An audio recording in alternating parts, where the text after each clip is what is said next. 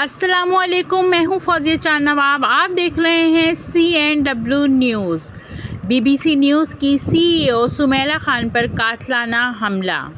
सच बोलना गुनाह बन जाता है। सच बोलना मुसीबतें खड़ी कर देता है। एक सहाफ़ी को थाने से इंसाफ नहीं मिल सका, FIR नहीं कर सकी। जब एक मीडिया पर्सन के साथ ऐसा सलूक किया जाता है तो आम आदमी किस तरह थाने में जाके अपनी FIR कटा सकता है। SHO साहब सोते रह गए। उनके पास बात सुनने का टाइम नहीं था, लेकिन नींद पूरी करने का टाइम था।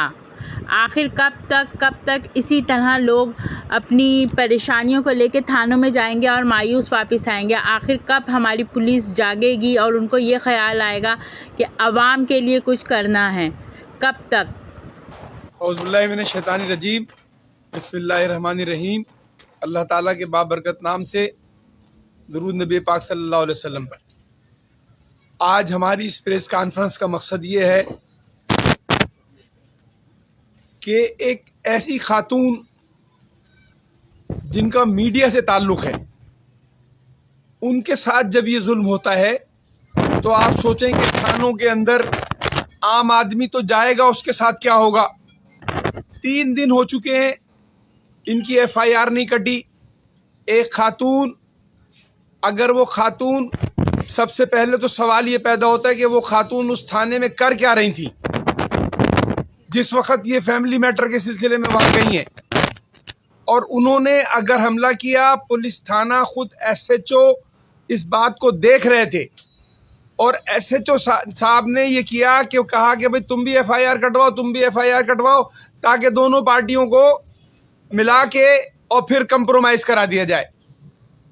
तो हम सुमेरा पे हमले की शदीद मजम्मत करते हैं और इसके लिए अगर FIR नहीं कटी तो हम सब मीडिया के लोगों के साथ, मैं कराची ग्रैंड अलायंस की तरफ से ये अपील कहता हूँ कि हम मीडिया के साथ खड़े होकर थाने पर मुजाहरा करेंगे और धरना देंगे कि जब तक के इनकी FIR नहीं कटती हम धरना देंगे।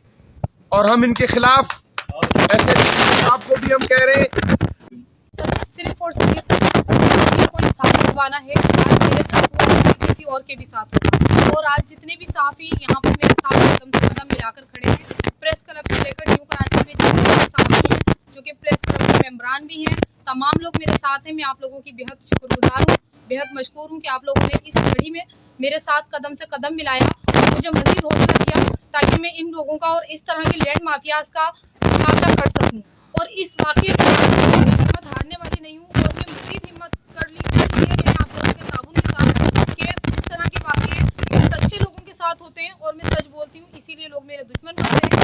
और इनके खिलाफ पहले भी काफ़ी सारे जो कि सलमान इनके हस्बैंड हैं CTT वाले, और उनको बताती है, लोगों का कहना है कि ये कहती हैं कि आप मेरा कुछ भी नहीं कर सकते, मेरे शौहर लाजिम और मैं थाने जेल की हवा खिला। तो ये कहाँ का रुसूख है, का कितना असर है। मेरी IG सिंध से रिक्वेस्ट है कि इसके ऊपर फिर फॉर एक्शन लिया जाए ताकि इसको अरेस्ट किया जाए और जिसके वारंट निकले हों, जिसके IR में नाम आए हुए हों, जिसकी पहले से एप्लीकेशन दर्ज हो, जिनकी FIR हो चुकी हो, वो अब तक सलाखों के पीछे आखिर क्यों नहीं है? इसके पीछे कौन से इतने बड़े आदमी का, बड़ी शख्सियत का हाथ है जो इसको आज तक की सलाखों के पीछे ये नहीं गई या जेल नहीं हुई। और इस वक्त मैं खामोश बैठने वाली नहीं हूँ और मेरा तमाम साफ़ी बरादरी मेरे साथ है। साफ़ी बरादरी के साथ जिन लोगों के सपोर्ट में मैंने हमेशा से काम किया है, इंसाफ दिलाया है, वो लोग भी मेरे साथ हैं। अगर 3 दिन के अंदर FIR नहीं हुई तो हम पुरअमन एहतजाज रिकॉर्ड करवाएंगे थाने के बाहर।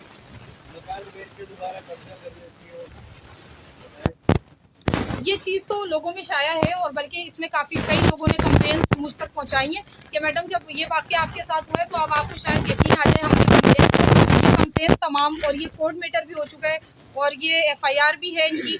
और इसके अलावा बहुत सारी जगहों पर, प्लॉटों पर सलमान का नाम और नंबर इस्तेमाल किया जाता है और उसके बाद उस प्लॉट पर बाउंड्री करके कब्जा कर लिया जाता है। तो इस तरह के लोग खुलेआम थाने में दंदनाते किस तरह फिरते हैं, किसकी सरपरस्ती हासिल है? मुझे इस चीज़ का जवाब चाहिए। और ना कि सिर्फ मुझे चोटें लगी हैं, मेरा दांत टूटा है, मेरी गोल्ड की बाली गिरी है, बाली मेरी आधी गिरी है, सिर्फ कुंडा अटका हुआ रह गया।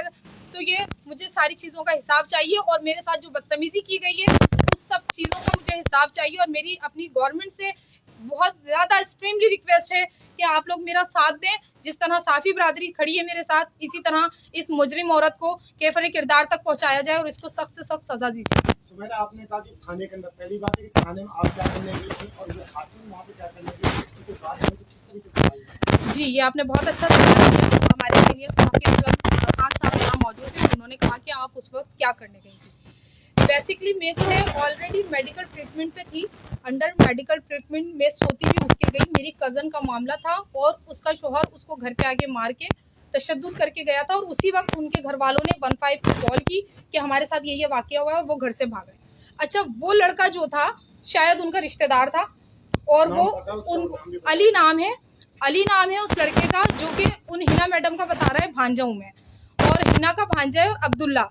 दोनों लड़कों ने भी मिलकर मुझ पर तशद्दुद किया। ना कि सिर्फ हिना ने किया, अली और अब्दुल्ला ने, दोनों ने मिलकर। अब्दुल्ला ने मेरे बाल पकड़े और अली ने ऐसे पंच मारा है जिसकी वजह से मेरा दांत लटक गया था, बिल्कुल बाहर नहीं निकला था, लटक गया था। और इतनी तकलीफ में थी मैं, उसकी नोक मेरे चुभ रही थी और दांत भी मेरे बैग में है और मैंने पूरी उसका मेडिकल ट्रीटमेंट में हॉस्पिटल भी लेकर गई थी कि इसको देखें और मेरे साथ इंसाफ दें मुझे। और ये सारी चीज़ें देखते हुए मैं ये समझती हूँ कि जब मुझ पर थाने में हमला हो सकता है और जानलेवा हमला किया गया है, मेरे गले में चादर का फंदा देकर मुझे घसीटने की कोशिश की है उसने, गले के नील इस चीज़ का वाज़ेह सबूत है। और जब तक इसको अरेस्ट नहीं किया जाएगा मैं सुकून से नहीं बैठूंगी और मुझे अपनी एक एक चीज़ का हिसाब चाहिए, क्योंकि मेरी एयर रिंग, मेरे कान में इतनी तकलीफ, मेरे फेस पे इतनी तकलीफ और मेरा काम जो है मीडिया से रिलेट है। मेरा फेस जो है कैमरे पे आने वाला है, मेरे फेस को डैमेज करने की कोशिश की गई, यानी कि ये मजबूत दुश्मन है मेरी, जो कि हर हाल में चाहती है मैं किसी तरह से मेरा स्टेटस लो हो जाए या मेरी पर्सनालिटी डैमेज हो जाए। So please kindly specially request है मेरी, आप लोग इसके खिलाफ सख्त से सख्त कार्रवाई करें, नहीं तो हमारी तमाम साफ़ी बरादरी का ऐलान है कि हम पुरअमन एहतजाज रिकॉर्ड करवाएं। मैडम, जब आप थाने गई और उसने गमला मारा, वो एसएचओ की गाड़ी का शीशा टूट गया, एसएचओ इतना मासूम है, भोला भाला, कि वो लाखों रुपए की गाड़ी उसकी डैमेज हो गई और वो कुछ नहीं, क्या वजह है? जी, ये बात तो मुझे भी नहीं समझ में आई। वक्ती तौर पर तो एसएचओ साहब ने शोर शराबा भी किया और ये अल्फाज भी अदा किए कि उस बेचारी का तुमने क्या हाल किया है, लेकिन मुझे समझ में ये नहीं आया कि एसएचओ साहब बिना किसी कानूनी कार्रवाई करवाए अपने कमरे में जाकर सो चुका है और उन्होंने उस औरत के खिलाफ कोई कार्रवाई क्यों नहीं की। जब आप दोबारा गई तो संतरी ने कहा कि साहब सोए में, गेट पर जो मौजूद था लड़का, उसने कहा सर सोए में। अगर आप कहें तो मैं खोल के दिखा दूं। जब उसने आधा गेट मुझे खोल कर दिखाया तो एसएचओ साहब करवट लेकर सो रहे थे और उन्होंने और बैक साइड पे, गेट की बैक साइड पे उनकी करवट थी, तो इसलिए मुझे मुनासिब नहीं लगा उनसे मुलाकात करना उस वक्त। उसके बाद जब तक कोई राब्ता करा, अब तक एसएचओ साहब ने भी मुझसे कोई राब्ता नहीं किया और बल्कि दबाव में मुझे कॉलें आनी शुरू हुई हैं कि आप कॉम्प्रोमाइज़ करें कुछ लोगों की। अब मैं नाम नहीं लूँगी उन लोगों का, उन लोगों की आई है कि हमारे दोस्त हैं और सलमान साहब जो हैं उनका नाम ना लें आप। तो मेरी गुजारिश है उन लोगों से भी कि आप पहले इनका डेटा चेक करें, उसके बाद ही कोई फेवर दें इनको, क्योंकि पहले असलम भाई, आपने कहा भी कि एसएचओ ने एफआईआर नहीं काटी, तो सुमेरा साहब आई, आप लोग वहाँ पे थाने में गए, कुछ कहा, उसने क्या जवाब दिया? कि एफआईआर कटेगी और फिर दोनों को बंद करूंगा मैं, जबकि इनके ऊपर हमला हुआ है और उस एसएचओ के सामने हुआ है। और उनकी पार्टी का कोई शख्स जख्मी नहीं है। मेरे साथ जो मेरा मैनेजिंग डायरेक्टर था मेरे चैनल का, उसके पूरे कपड़े फटे, पूरा उसके सर में गुमड़े बने हैं, लेकिन बज़ाहिर जो जख्मी हुई हूँ वो मैं हुई। मेरी पीठ पर भी काफ़ी निशानात हैं और स्वेलिंग है, जिस बदन में भी बहुत पेन है। मैं मूवमेंट कर रही हूँ तो मुझे बहुत तकलीफ हो रही है। और एसएचओ साहब, अच्छा, मैं जब कल दोबारा गई थी तो मैंने एफआईआर का कहा तो उन्होंने कहा आप एमएलओ की रसीद लेकर, जब मैं हॉस्पिटल, डॉक्टर नहीं है, आप कल आएँ। जब मैं आज गई हूँ तो उन्होंने डांट टूटा है, यहाँ जख्म आए हैं, नुकसान हुआ है, लेकिन उसके बाद उन्होंने कहा कि आप एक्सरे करवा लीजिए, उसके बाद हम आपको पक्की एमएलओ की रिपोर्ट देंगे। रईस भाई, आप एक साहसी हैं, आप क्या समझते हैं थाने के अंदर बैठ के पूरा हमला बैठा हुआ है और एक साथी पे हमला हो जाता है, तो आप क्या समझते हैं कि क्या होता है? ये पुलिस गुंडागर्दी, एसएचओ साहब के होते हुए वहाँ मौजूद और एक सहाफ़ी पे हमला हो जाए तो बहुत बड़ी बात है, और एसएचओ साहब का एक्शन ना लेना ये काबिल मजम्मत और अफसोस की बात है।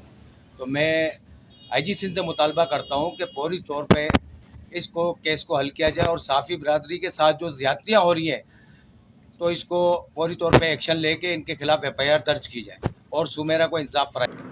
देखते रहिए CNW न्यूज़। सलाम पाकिस्तान। वीडियो पसंद आए चैनल को लाइक कीजिएगा, सब्सक्राइब कीजिएगा और शेयर कीजिएगा।